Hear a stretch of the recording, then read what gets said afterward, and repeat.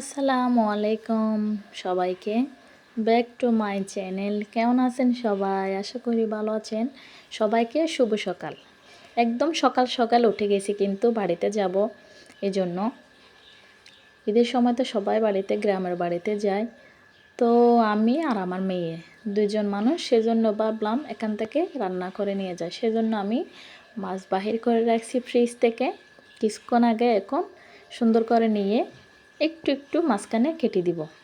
এটাকে সবাই কী মাছ বলেন? আমরা কিন্তু এটাকে রূপচাঁদা বলি। তো ঈদের সময় বাড়িতে যাইতে হলে কিন্তু অনেক প্যারা, এটা করতে হয় সেটা করতে হয়।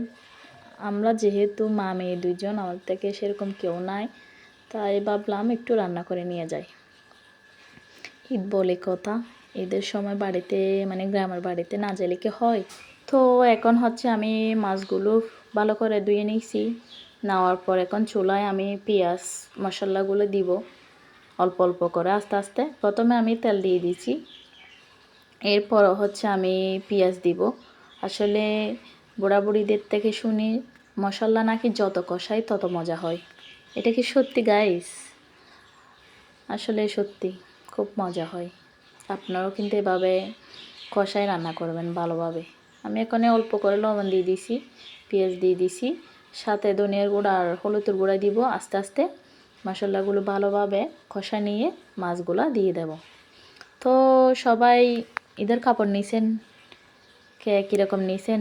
2 বছরই একটা না একটা ড্রেস ভাইরাল হয়। এটা এই ড্রেস, ওইটা সেই ড্রেস। এবছর কিন্তু সেরকম কোনো ড্রেসই ভাইরাল হয় নাই, না কোনো নামও দেওয়া যায় নাই। তো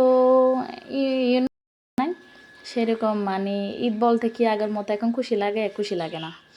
ছোটোকালে ঈদ খুশি লাগতো, এখন মা হয়ে গেছি, মেয়ে থেকে মা হয়ে গেছি, আগের মতো খুশি লাগে না। এখন মেয়ের ঈদ, আমার ঈদ। তো সবাই ঈদ কেমন কাটছে, কেমন কাটছেন অবশ্যই জানাবেন। ঈদের আগের মতো আনন্দ লাগে না।